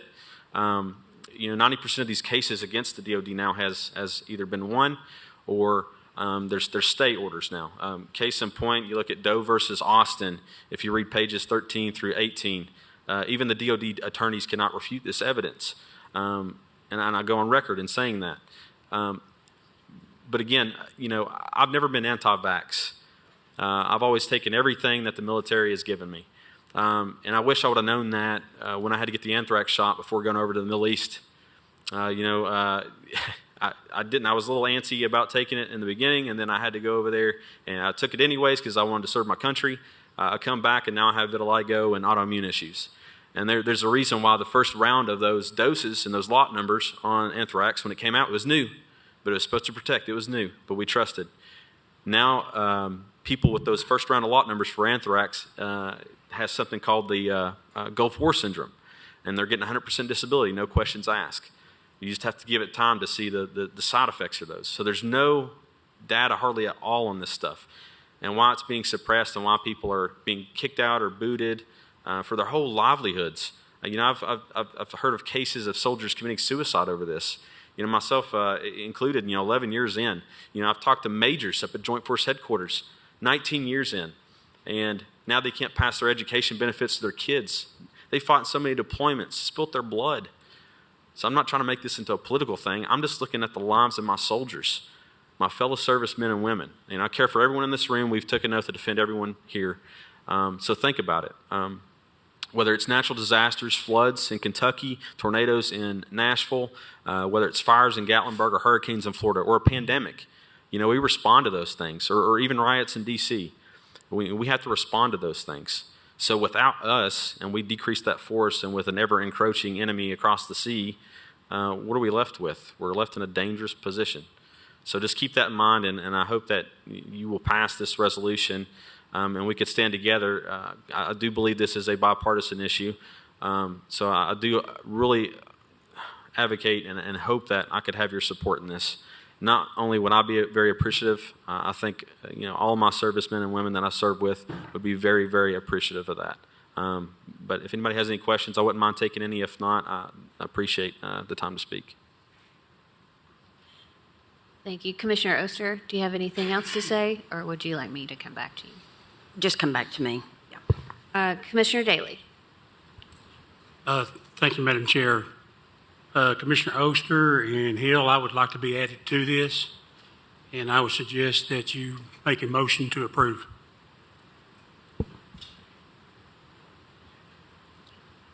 Thank you. I appreciate that. So I would love to sign Commissioner Daly up on that. Yeah. And anybody else, actually, I do believe that this would certainly look strong and be important for Knox County to send this to our governor. Our governor is in support of this with 20 other governors. He sent a letter to Congress and to DOD. Knox County can kind of lead by example, and I think it's important. I believe that it was important enough that Mayor Jacobs wanted to sign on to it, and I was extremely appreciative of that. So thank you, Commissioner Daly. Thank you, Commissioner Lundy. I'm sorry, Commissioner Lee. I just wrote an L down. Thank you, Madam Chair. I just wanted to say thank you for your service. I give honor to all of our military, and I appreciate you coming out here and speaking to this commission. And I would also like to make a motion to join in on this too, because I support it wholeheartedly. Thank you, Commissioner Jay. Thank you, Madam Chair. I certainly do not want to debate vaccines, mandates, or go back in time for the last 2 or 3 years, but I do question the necessity of this resolution. The National Defense Authorization Act, which has been passed and is expected to be signed into law by the Commander-in-Chief this week,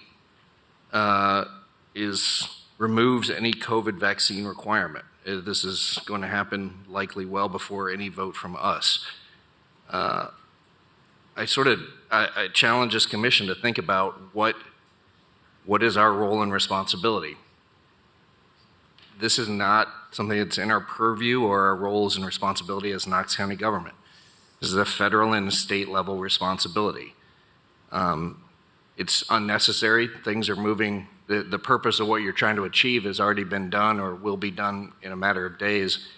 And really, this has a look and the feel of sort of a purely political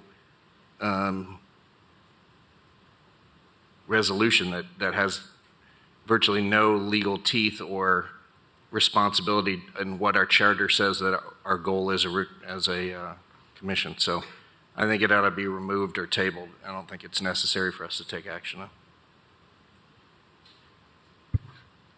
Thank you, Commissioner Oster. Thank you for those comments, Commissioner Jay, and I appreciate them and respect your opinion on them. Hopefully you'll respect mine on bringing this forward. I want to go ahead and make sure that everybody in this room or that's watching this was not brought to me, and it was also not brought by me as a political stand. My family, my family goes back to General Bragg. My family have deep, deep, deep military ties. And so for the men and women that we expect to go out and fight for our freedoms, we're telling them that they don't have a freedom to take a vaccine that we have no idea whether they are okay to take it or whether they're not okay to take it. This is not for me to debate a vaccine with anybody. I'm saying that they have every right as an American citizen and as an American who is fighting for our freedom to decide what goes in their body.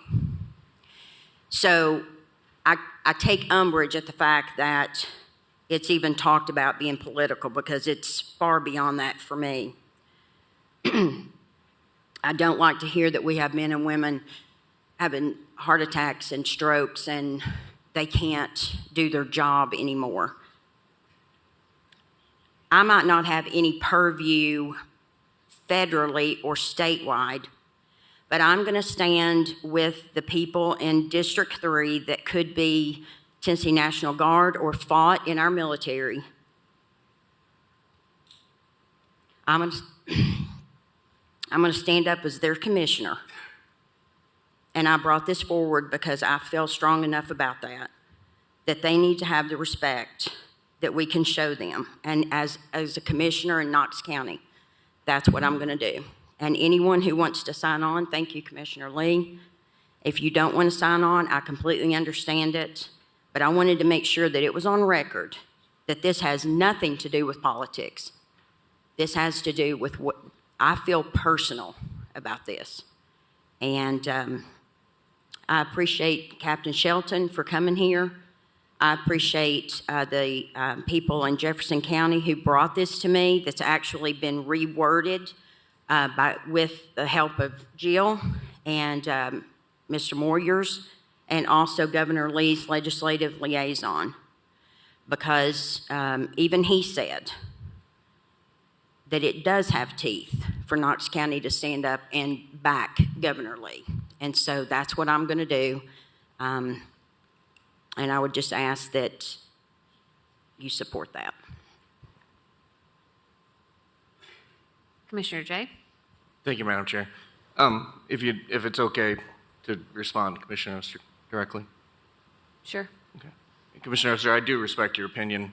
I too come from a long military family as a son of an Air Force veteran born on an Air Force base and a grandson of an Army World War II reconnaissance scout. I understand more than you or others may know what that means to serve. I think my statement, to clarify my statement, I want this commission to be really careful going down this road when it comes to what is our role as a Knox County Commission and as the legislative body of this county.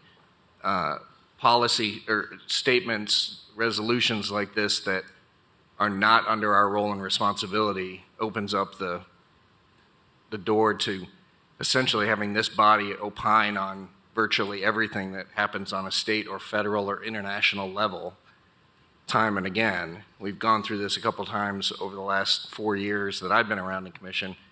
And, we have to ask ourselves, what are we responsible for doing? And this would be different if it was, connected to some particular policy issue that we have the legal authority to do for. I worry that if we're starting to sort of make a statement about what's happening on a state or federal level, then we're heading down the wrong way and we're not focusing on efforts that we have, things that we can directly affect on a local level. So, thank you. Commissioner Frazier. Thank you, Madam Chair. I would just like to say that thank you for your words, and also thank you, Mr. Britt, for your words. There are a lot of opinions, but through COVID, this was a tough conversation for all of us. But I always took the stance that I supported medical choice, and that whatever choice an individual made, it should not prevent them from doing what they love.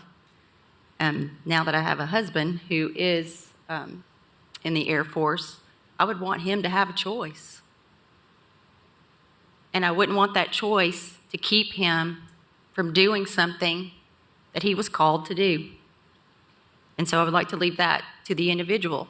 In saying that, this resolution, it's basically a statement on a position, and I don't see any harm in that. So I would like to sign on, please. Thank you. Commissioner Ward. Oh, there we go. Commissioner Frazier, I love your words. You actually, if I could say it as eloquently as you just did, I just want to echo what you just said, and I would also like to sign on.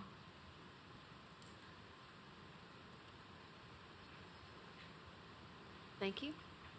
Is there any more discussion? Commissioner Schoonmaker? Yeah, two things. The existing motion on the floor is no recommendation. That was not changed by the maker of the motion. Is that still correct? That is correct. Okay, and also I'd like to sign on as well.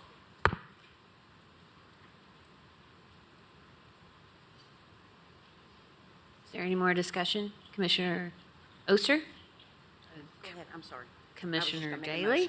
Change your motion to approve. That's what I was about to do. I make a motion to approve. Is the second? Second. Agree. Okay. Is there any more discussion? The motion on the floor is to approve by Commissioner Oster with a second by Commissioner Lee. Seeing no more discussion, all those in favor say aye. Aye. Any opposed?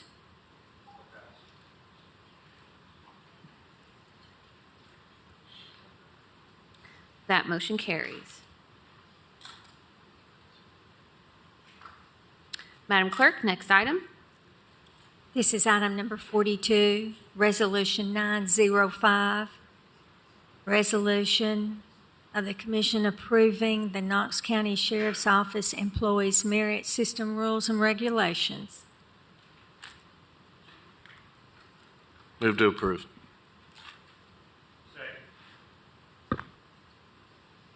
Motion is to approve by Commissioner Jay with a second by Commissioner Daly. Is there any discussion? Commissioner Jay? Thank you, Madam Chair. Just for the body, a lot of the changes, of course, were ones that brought the current rules and regulations into compliance with the ordinances that I sponsored last year. I've read through all of the rules and regulations and gone through all the changes, and they look like they are quite in order and are ready for the new board to work through and continue their efforts. So thank you very much. Thank you, sir. Is there any more discussion for this item? Seeing none, the motion on the floor is to approve. All those in favor say aye. Aye. Any opposed? That motion carries. Madam Clerk, next item. This is item number 43, Resolution 906, a resolution expressing support for expanding the membership of the Hallsdale-Powell Utility District Board of Commissioners from 3 to 7 members. Commissioner Lee? Motion to move forward without any recommendations. Is there a second? Motion is to move forward with no recommendation by Commissioner Lee with a second by Commissioner Hill. Is there any discussion? Commissioner Lee, would you like to say anything else? I'll save that for next week. Okay. Seeing none, all those in favor say aye. Aye. Any opposed? That motion carries. Madam Clerk, next item. This is on page 10, amendments to the Knox County zoning ordinance. This is ordinance number O-22-12-101, an ordinance amending the Knox County Code Appendix A, zoning Article 3 by adding Section 3.100, temporary uses, which includes use standards for temporary occupants and recreational vehicle, camper, or other non-permanent habitation, and Article 6 by adding Section 6.12 pertaining to temporary use permit ordinance number O-90-9-130 adopted September 10, 1990 as amended on first reading. Thank you, Madam Clerk. Commissioner Daly? Motion to move with no recommendation. Mr. Snowden. This is the Charlie Bustler resolution, which is, I think, is a good resolution. There's no doubt. And give us an update on this resolution because there's nothing attached. Sure. To Yeah. it. And then what we're doing in the future about entertainment venues. Yeah, be glad to. This ordinance does kind of create the framework for what we hope to be able to add on for additional uses. Commissioner Daly and I have spoke about, some of these more unique venues that we're seeing in the county, like music venues and things that really are kind of like special events that we don't really have necessarily a good application permit for. So we've framed this ordinance into, to Commissioner Daly's point, the Charlie Bustler ordinance that does allow folks that are, trying to build their current home and live in a camper at the same time. There's some restrictions on that. There has to be so much acreage. They have to have maintain an adequate and up-to-date building permit, so they just can't move in the camper and stay there indefinitely. But in addition to that, we're going to continue to add to this ordinance things like music venues and things like that that are starting to become prevalent in our area that really, when our zoning ordinance was created, weren't necessarily, thought about at that time. So this is the first step in what we hope will be an ordinance to address a lot of these things that you may hear from your constituents. Thank you, Director Snowden. Commissioner Schoonmaker? Thank you, Madam Chair. Director Snowden, can you give us some examples of non-permanent habitation? Say again, please. What, in the description on this ordinance, you classify non-permanent habitation. What does that include? Non-permanent habitation. I'd want to look at it in context. The particular section I'm not exactly sure about, but I would think non-permanent is something that doesn't have a foundation, such as maybe a mobile home or things like that, because those things are permitted and allowed for under different zones. So that would be my interpretation. I want to look at it a little closer, but that would be what I would think. Okay, because I think originally Commissioner Bustler was talking about a recreational vehicle or a camper or I guess a tent if somebody wanted to do it. But if somebody moves in a mobile home, do you still consider that as a temporary structure? No, sir. No, sir. Those are permitted by the state, and they do have a review done by our office, primarily a zoning review, because the structure itself is permitted through the state.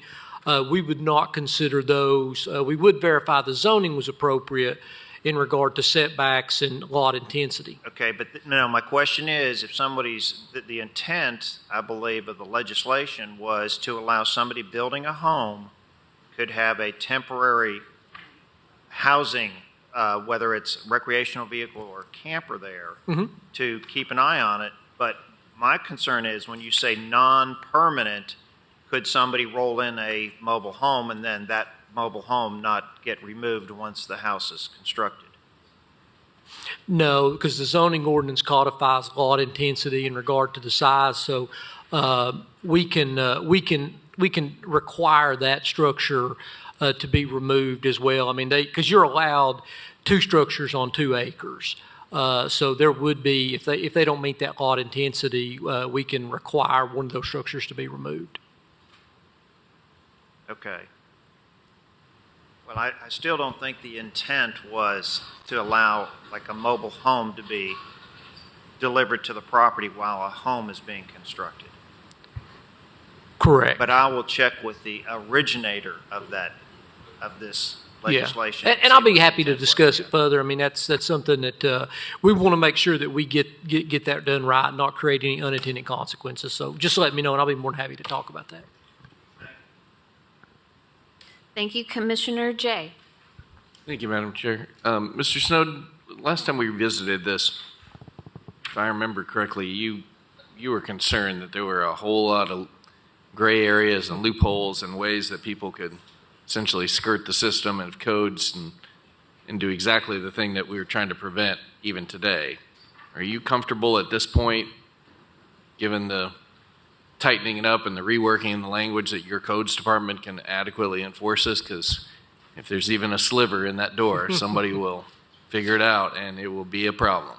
Yeah, we are. I think we added 5 or 6 conditions or disclaimers on there. So my codes team and I sat down and worked with planning, and we came up with what, because we've dealt with this issue for many, many years in regard to what circumstances we've come across. So we believe we've codified all those and think that this is a good ordinance in the sense of it does allow for people a little more flexibility, but it does have a window that does shut eventually. Okay, thank you. Commissioner Daly, you recognize. Thank you, Madam Chair. Jim, this came from South Carolina. It's something that we didn't I believe do. so, yes, sir. I think Steve Ellett did a good job, and also planning. They found a template from South Carolina, so we had that to go through. Mr. Law Director, Jim and I had this discussion with Steve. In our ordinance, if it does not say that you can, you can't. Basically, that's Dylan's rule, that's correct. You cannot, if it does not say that you can do it, if it says I can litter on my property, I can do it. If it doesn't, it's a dirty lot and I can't. So just keep in mind that when a constituent calls you, if it doesn't say you can, you can't. That's the law. Thank you. Is there any more discussion regarding this ordinance? The motion is to move forward with no recommendation. All those in favor say aye. Aye. Any opposed? That motion carries. Madam Clerk, we are to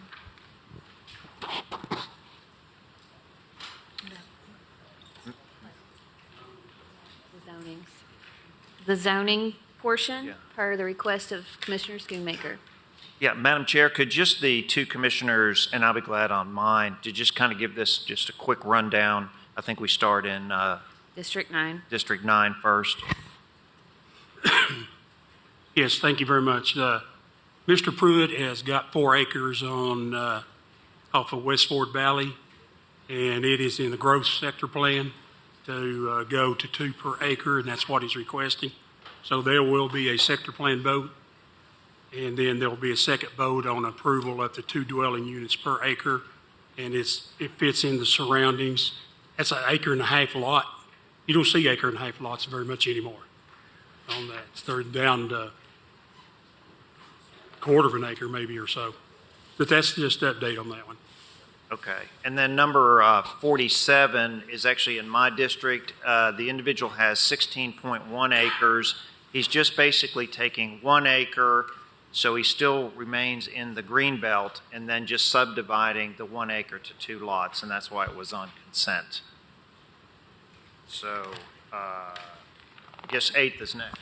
Yes. Commissioner Beeler? Thank you, Madam Chair. I don't have any specific information on this. I've not spoken with Mr. Hutchins. I know the property generally. It's Leg Lane is a dead end road off Millertown Pike that essentially goes up a ridge. There's not very many people that live on it or near it.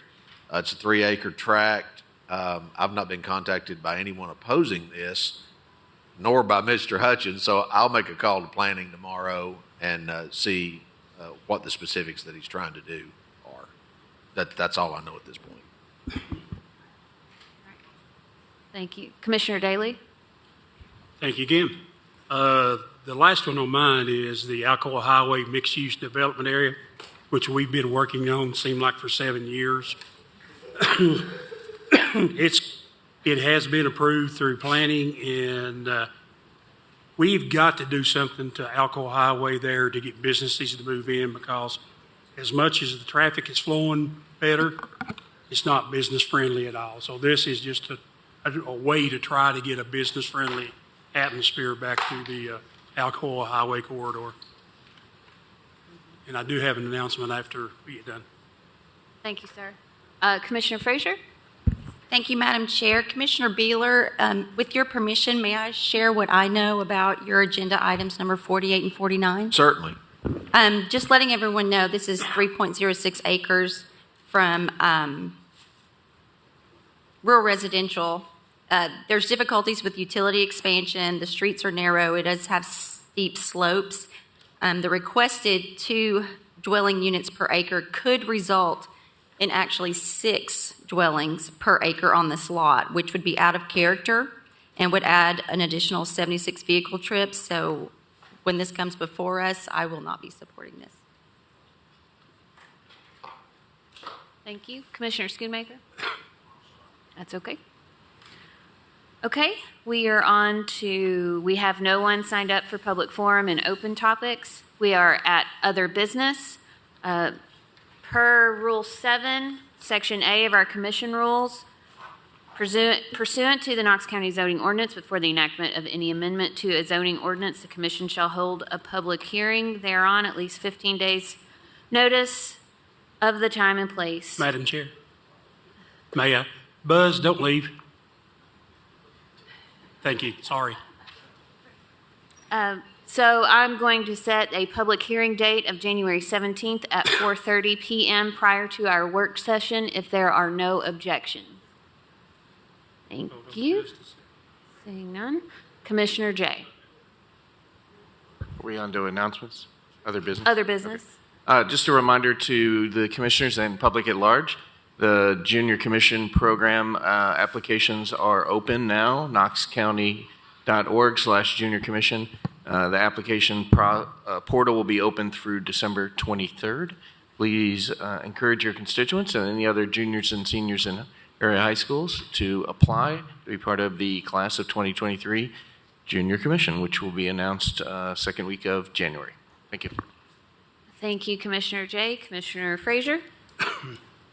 Thank you, Madam Chair. Just a reminder to anyone watching, Wreaths Across America is December 17th. Probably Commissioner Daly may speak to that a little more. And then also the Empty Stocking Fund is also December 17th. Knox County Rescue will be distributing baskets. We need volunteers to deliver those baskets. So if you are looking for something to do in the spirit of the holiday, December 17th is your day. And to Commissioner Jay with the Junior Commission, I'm the funnest commissioner, so please apply and request to be with me. Commissioner Daly. All right. Thank you. There was a couple, but I forgot what. Buzz, Mr. Buzz, where you at? I don't see you.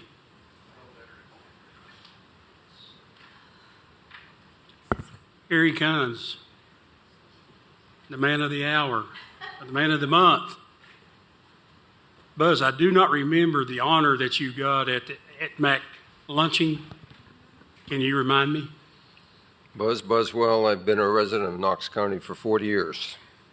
I would have got here sooner, but had a couple other things going on. I was recognized as the Sam Hardman volunteer. That is a great honor. I know that, and that's the first MAC luncheon we've had in 2 to 3 years, and congratulations on that honor. This Saturday or Friday, correct me if, for the other ones. I only know about Governor John Sevier. If you're available at 10 o'clock, shout out to Commissioner Ward in Ward Waste Solutions. He has given us a container there at Governor John Sevier Highway. We will be unloading grease at 10 o'clock, at John Sevier East Tennessee Veteran Cemetery. We need volunteers to unload the wreaths, break the boxes down, and pack them in so we can recycle the boxes. Do you know anything about the other two cemeteries? On Saturday, the 17th, the ceremonies are at both state. The John Sevier will be at noon, but the wreaths will already be placed out. The wreaths at Lions View and Knoxville National will be placed at noon on Saturday. The moving of the wreaths is already taken care of. We don't need any help. Say that again. I don't have to show No, up? for loading wreaths. We've got them already. They'll be there. All the volunteers need to do is come and place them after the ceremony. So this Friday, there's not unloading the boxes? You'll be unloading the boxes at Okay. John Sevier, but we won't be unloading boxes at Lions View or at Knoxville National. So I'll get to see everybody Friday at John There's Sevier. 18,000 wreaths, so it takes a variety of different logistical. And sponsor a wreath if you haven't. not- I wait and. It's not too late to sponsor a wreath if you go to knoxcounty.org. Mayor Jacobs has got a nice setup there. We get Click and donate. we get 2 for 1 now, don't we? Click and donate. Thank you. Commissioner Schoonmaker. Thank you, Madam Chair. I just want to let you know that for those commissioners that could not attend the fall conference, I do have a copy for you of the Tennessee County Services Association proposed legislative priorities. So I will pass those to you when you depart the building as part of Legislative Affairs Committee. Thank you, sir. Is there any more business to come before us on this work session for Knox County Commission? Seeing none, is there a motion to adjourn? We are adjourned.